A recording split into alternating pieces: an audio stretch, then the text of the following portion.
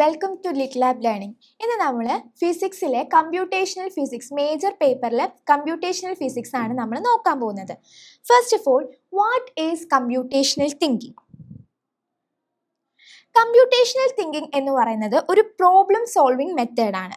Okay, അതിൽ നമുക്കിപ്പോൾ ഒരു കമ്പ്യൂട്ടർ എങ്ങനെയാണോ ഒരു പ്രോബ്ലം സോൾവ് ചെയ്യുന്നത് അതുപോലെ തിങ്ക് ചെയ്ത് എങ്ങനെ സോൾവ് ചെയ്യാം എന്നതാണ് ഈ ഒരു കമ്പ്യൂട്ടേഷണൽ തിങ്കിങ് കൊണ്ട് ഉദ്ദേശിക്കുന്നത്. സോ കമ്പ്യൂട്ടേഷണൽ തിങ്കിങ്ങിൽ എങ്ങനെയാണ് പ്രോബ്ലം സോൾവ് ചെയ്യുക എന്നതാണ് ഇവിടെ തന്നിരിക്കുന്നത്. Breaking down complex problems into smaller manageable parts. അങ്ങനെ പറഞ്ഞാൽ നമുക്കിപ്പോൾ ഒരു കോംപ്ലെക്സ് ആയിട്ടുള്ള ഒരു പ്രോബ്ലം ആയിരിക്കും കിട്ടിയിട്ടുണ്ടാവുക. അപ്പം നമ്മൾ അതിനെ എന്ത് ചെയ്യണം?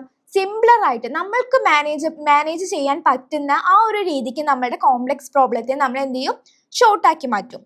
Then recognising patterns to apply known solutions. ഇപ്പോൾ നമുക്ക് സൊല്യൂഷൻസ് വേണം, ആ ഒരു പ്രോബ്ലത്തിന് സൊല്യൂഷൻസ് വേണം. ഇപ്പോൾ ഫിസിക്സിൻ്റെ കേസിൽ എടുക്കുകയാണെന്നുണ്ടെങ്കിൽ യൂളർ മെത്തേഡ് അങ്ങനെയൊക്കെ കേട്ടിട്ടില്ലേ? യൂളർ മെത്തേഡ് എന്താ? ചില പ്രോബ്ലംസിനെ സോൾവ് ചെയ്യാൻ വേണ്ടിയിട്ട് എടുക്കുന്നു. ഇപ്പോൾ രണ്ട് പ്രൊഡക്ട്സിനെ, അതായത് ഇപ്പോൾ ഒരു പെന്നും ഒരു പെൻസിലും എടുക്കുകയാണെന്ന് വിചാരിച്ചോ.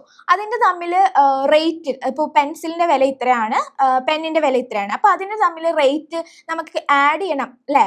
അതിന് രണ്ടിനും ടുഗെദർ ആയിട്ടുള്ള എമൗണ്ട് കിട്ടണം എന്നുണ്ടെങ്കിൽ നമ്മൾ ആഡ് ചെയ്യും അല്ലേ? സിമിലർലി അവിടെ എന്താ ഇപ്പോൾ വരുന്നത്? അഡീഷൻ. ഇപ്പോൾ നമ്മൾ കുറച്ചും കൂടി ഹയർ ലെവലിലേക്ക് നോക്കുമ്പോൾ നമ്മൾ യൂളർ ഇക്വേഷൻ, ഇൻ്റഗ്രേഷൻ, ഡിഫറൻസിയേഷൻ, അങ്ങനെ ഓരോ പ്രോബ്ലം ടൈപ്പിന് നമ്മൾ എന്ത് ചെയ്യുന്നുണ്ട്?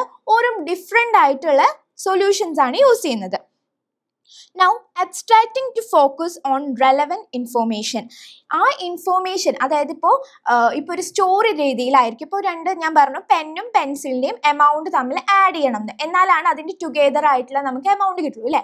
അപ്പോൾ ആ ഒരു സ്റ്റോറി പറയാൻ, ആ ഒരു എമൗണ്ട് പറയാൻ വേണ്ടിയിട്ടും ചിലപ്പോൾ നമ്മൾ മാത്തമാറ്റിക്കൽ പ്രോബ്ലംസ് കാണും അല്ലേ? ഇപ്പോൾ രാമു വെന്റ് ടു ഷോപ്പ് അങ്ങനെയൊക്കെ പറഞ്ഞിട്ട് ഒരുപാട് കാര്യങ്ങൾ നമുക്ക് എക്സ്ട്രാ ആയിട്ടുള്ള കുറേ ഇൻഫോർമേഷൻസ് കിട്ടും. അപ്പോൾ നമ്മൾ ആ ഇൻഫോർമേഷൻസിനെയൊക്കെ എന്ത് ചെയ്യാണ്? നെഗ്ലക്ട് ചെയ്യണം. നമ്മൾക്ക് വേണ്ടത് എന്താണ്? പെന്നിൻ്റെ വിലയും അതുപോലെ പെൻസിലിൻ്റെ വില അല്ലെങ്കിൽ ഇറേസറിൻ്റെ വില എന്താണോ നമ്മൾ എടുക്കുന്ന ആ കോമ്പോണൻസിൻ്റെ മാത്രം എമൗണ്ട് മതി നമുക്ക്. അപ്പോൾ നമ്മൾ അതിന് മാത്രമാണ് നമുക്ക് വേണ്ടു. സോ എന്താണോ നീഡ് അത് മാത്രം എടുക്കുന്നു. Then the last step is ആ ഒരു സൊല്യൂഷൻ കിട്ടാൻ വേണ്ടിയിട്ട് നമ്മൾ സ്റ്റെപ്പ് ബൈ സ്റ്റെപ്പ് പ്രോസസ്സാണ് യൂസ് ചെയ്യേണ്ടത്. ഓക്കെ, ആദ്യം എന്ത് ചെയ്യുന്നു?